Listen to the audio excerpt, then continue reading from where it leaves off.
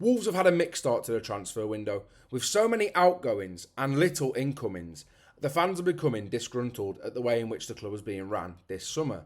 So let's speak a bit about who I think's to blame and why somewhat I actually think amidst all this, Wolves are moving in the right direction. So let's get straight into this one. Now this summer so far, Wolves have spent a grand total of 67 million euros. Obviously securing the signing of Jurgen Strand Larsen, they had to pay that.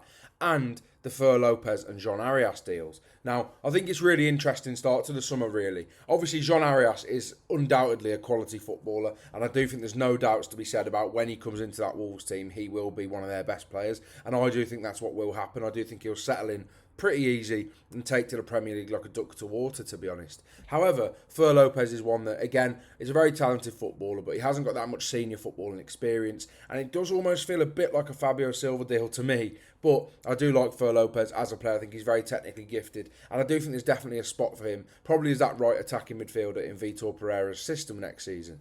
Now, I think it's a very interesting start to the window as well. Obviously, the likes of Fabio Silva returning to the club, Hugo Bueno, Kiana Herver, also coming back. However, there's been a lot of outgoings and a lot of quite concerning outgoings if we're being completely honest. If we just take a look at the list of outgoings so far for this transfer window, it is extremely busy, really.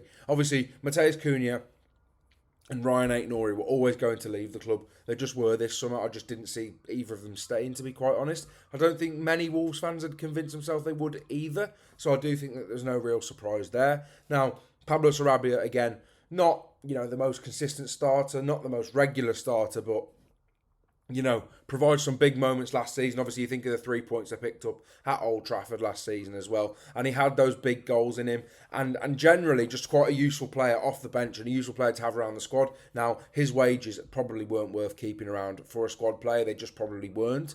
But, again, it's another sort of first-team player that's, been lost this summer. Now, if we also look at the list of outgoings down here as well, as you can see, Semedo, obviously club captain, left the club. Still no confirmation on it that he's left the club. But, I'd be very, very shocked at this point if there was any sudden change. Craig Dawson, of course, also left the club. And then, I think what's most interesting for me is also the likes of the young players leaving. Obviously, Alverca have both signed Chiquinho and Bastian Mapoyu. Now, I thought Bastian Mapoyu was a loan. Ultimately, it was a permanent deal. Now, everyone's thinking that there might be something in the works with Jorge Mendes and that might ultimately be part of that deal. But ultimately, for now, they've lost another two players. Obviously, Mapoyu was on the bench a lot for the first team last season. And Joe Hodge leaving on a permanent as well. I don't think he's a Premier League standard footballer, hence why he's moved to Tondela in the Portuguese league. But, again, another body out of the club. Chem Campbell, of course, also going to Stevenage. Now, the loans things are really interesting for me as well. Tommy Doyle, option to buy at Birmingham City, I believe, as well. Another first-team midfield option. Obviously, someone that's never going to get in that midfield. It's just doesn't feel and has never felt like a Vitor Pereira midfielder, but a really talented player, and I think he'll tear it up in the Championship. Now, Nasser Jiga as well, bought him in for around, I think it was around 12 to 15 million pounds last season. And obviously, he's been loaned out to Rangers this season. I think he'll do really well over there. But generally, again, another option, another first-team centre-back option gone out the window, out the door this window. And then Boubacar Traoré, as confirmed yesterday, has gone to Metz on loan and returned back to Metz. So it's a really mixed window. Obviously, Wolves are in profit. If we just take a look here, you'll see they've got a 44 million euro overall balance in terms of their profit so far this window. I still think a lot of work needs to be done. Now, whether that's a lot of sales to fund more sort of incomings or whether that's, Wolves just acting on it, because I think there's got to become a point where Wolves do act on windows and do act in transfer windows and just sort of lay down the marker for bringing in quality players. You think of the season they got promoted to the Premier League and, there was some real quality brought in then. You had João Moutinho coming in, one of the best midfielders across Europe for the last however many years before that, probably the last 10 to be honest. And then you had the likes of Raul Jimenez coming in on loan with an option to buy. Ultimately, he came in, absolutely tore it up. And yeah, I just think Wolves need to have a statement of intent this window, and the squad could be in real trouble if there's not depth brought in, especially as I've said, the midfield needs depth. I believe up front needs depth. I don't think any of the forward options that Wolves have got at the club are good enough to be a backup to Strand Larsen, really, other than maybe Sasa Kalajic, but his injury record, obviously he's had 3 ACLs in 5 years. Very, very unlucky, but I do think that's a risk. And the full-back positions need desperate work. And arguably, in my opinion, another left-sided centre-back, so Totti has that cover, because Wolves currently don't have that cover for a player like him. On the right, they do. They have Doherty, who can play there, who played really well there last season. They've got Mosquera, who can come in. I think he'll probably be coming in around a quarter of the way through the season, because they're not rushing him back, it looks like. Hasn't played much in pre-season. But that's the squad at the minute. So it's a very, very concerning window. And I think Wolves fans do have every right to be concerned. I was very much of the opinion that, it should be, work will get done. And people just need to sort of sit back and relax. But the last few days, you've seen a lot of deals fall through, and there's a lot of not that many links popping up these days. So I think it's very interesting that we talk a little bit about the club and who I think you could probably pin the blame on, and what I think is probably best to talk about currently. Now, who's to blame for this window and for the way that Wolves have acted really so far?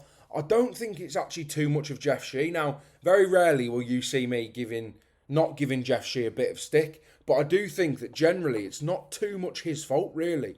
Obviously, he doesn't have a say in the transfers. Ultimately, it's just the money and sort of, the finalising details and stuff like that he will be somewhat involved in. But generally, from the sort of negotiations and all that sort of stuff, he won't be involved in that. It's a sporting director, who is now Domenico Tetti. Obviously came in recently because Matt Hobbs, after 10 years at the club, did leave because he just didn't really get on with Vitor Pereira, as we're led to believe by the likes of Johnny Phillips reporting it, and we've seen it, John Percy's reported. It's been plenty of sort of places that publicly they didn't really get along and didn't see eye to eye. Now, in Hobbs' last window, obviously he brought in Giga and Agbadou. I mean, Agbadou was, one of the key reasons why Wolves were so sort of consistent when Vitor Pereira came in. I think he was a really, really good signing. But Hobbs was at the club for 10 years. Mixed reception when he left. A lot of fans were thankful for what he'd done. A lot of fans were generally sort of, glad to see the back of him, quite frankly. Because Hobbs has made, he's not been flawless. He has made some transfer mistakes. But generally, when you look across the board, if you were to grade all of the transfers, and I believe Dave did on Talking Wolves, if you were to grade all the transfers, generally it's quite positive for Hobbs' track record. Now, obviously Domenico Tetti's come in, worked with Vitor Pereira at Al-Shabaab as well. And that's his man, that's Vitor Pereira's man, and they're working in tandem, along with also the assistant coach, as well as very much been sort of publicly released in recent weeks, that them three are very much heavily involved in the negotiations and deals for players. Now, ultimately, Vitor Pereira wants the exact players he wants, and for a reason, and ultimately, that's got to be what's happened. The manager has to have an input, so he has got a strong input on those deals. Now, with regards to Domenico Tetti, I think he's had a relatively decent start. Now, this is a very, very controversial thing. I completely understand, as I've just basically said, that Wolves have had a poor window so far, or a very concerning window, and they have. However, Wolves are shopping in the correct markets. If we look at the players that Wolves have targeted this window, it is extremely promising. Now, Samuel Lino, obviously, looks like he's going to Flamengo. I think if we just take a look here, he has gone to Flamengo now, all but confirmed, really. And yeah, 25 million euros for Samuel Lino. Now, I think it would have been a really astute signing for Wolves. However, it's they're in the market for him. They're looking at him as a target. They've identified him as a target. And I do think that's a promising sign. Now, yeah, it might seem like I'm giving him credit for doing not a hell of a lot, really. But that is a player that Wolves have definitely been in the market and in conversations with. And they ultimately haven't landed because Flamengo's come in, obviously a Brazilian player. You'd like to think he probably is going to go to Flamengo, especially when they're offering around 5 million euros per year by the looks of it that they've rumoured. But again, I think Wolves are shopping in the correct markets with that. Obviously, Marc Pubiet as well. I mean, they're shopping in the correct markets. Atletico Madrid really wanted him, and they snapped him up. And AC Milan wanted him, and these big clubs are linked with these players for a reason. And I think that the fact that Wolves are identifying these targets is brilliant. However, I absolutely agree with all of you Wolves fans that no doubt will comment below about the fact you just haven't landed them. And I do think the Wolves need to start landing targets now, because at the end of the day, it's going to get to the end of the window and we might go, oh look, Wolves have got Kiana Herver and Hugo Bueno as starting fullbacks with Pedro Lima as a backup, and then you're in a real poor position, a really sort of tense position going into next season. Obviously, the back three is absolutely solid. It's absolutely fine. The keeper, relatively okay. I would be looking for another one personally, but the keeper, relatively okay. Midfield, absolutely brilliant. And the forward line, really, really promising now. But it's the depth, as I've said, and those fullback areas specifically that I think Wolves need to address this summer. But yeah, I think it's a very concerning one. But I don't think it's all on Jeff Shee, which I understand lots of you love to blame Jeff Shee, and I do too. But at the end of the day, this isn't barely on Jeff Shee, to be quite honest. Now, I really want to interact with you guys in the comments about this, because I know there's many of you that will sort of have a strong opinion on this, and rightly so, and I completely love to listen to them and sort of take them in, and there may be things you've thought of that I perhaps haven't, and I would love to hear them.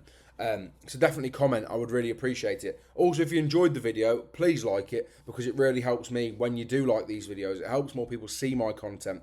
And also, if you very much could, I would really appreciate it if you could subscribe to the channel. We're at 891 subscribers now. It's absolutely ludicrous, and it's absolutely incredible that, you know, all the effort that I'm putting into these videos and sort of appeasing you Wolves fans, really. I will start doing more videos about other teams soon as well. So even if you are a Wolves fan, I really would appreciate if you would support them videos as well, because, you know, they're not necessarily relevant to you, but I hope the videos are enjoyable to watch anyway. Now, thank you for watching this video. Like I said, please comment below what you think about the window so far, what you think about who's to blame. Please like the video and subscribe to the channel, and I'll see you in the next one.